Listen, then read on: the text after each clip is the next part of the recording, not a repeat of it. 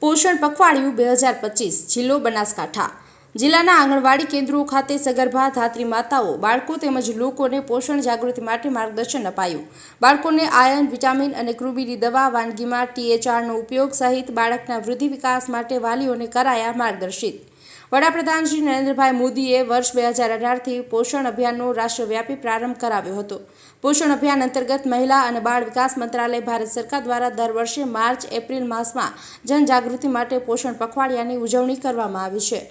બનાસકાંઠા જિલ્લા કલેક્ટર મિહિર પટેલ અને જિલ્લા વિકાસ અધિકારી MJ દવેના માર્ગદર્શન હેઠળ જિલ્લા ICDS પ્રોગ્રામ ઓફિસર ઉષાબેન ગજ્જરના નેતૃત્વમાં ચાલુ વર્ષે જિલ્લામાં 7મા પોષણ પખવાડિયાની ઉજવણી કરાઈ હતી, જે અંતર્ગત જિલ્લાના વિવિધ આંગણવાડી કેન્દ્રો ખાતે સગર્ભા ધાત્રી માતાઓ બાળકો તેમજ ગ્રામ્ય લોકોને પોષણ અંગે જાગૃતિ માટે પ્રયાસો હાથ ધરાયા હતા।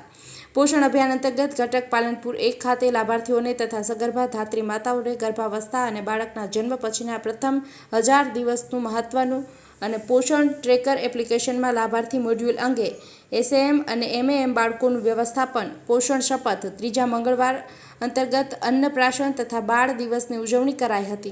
ગાયત્રી મંદિર પાલનપુરના સહયોગથી પાલનપુર શહેરના 200થી વધારે સગર્ભા માતાના ગર્ભ સંસ્કારનું આયોજન કરાયું હતું, જેમાં સગર્ભા માતાઓને જીવનના પ્રથમ 1000 દિવસો પર ધ્યાન કેન્દ્રિત કરવા બાબતે માર્ગદર્શન અપાયું હતું।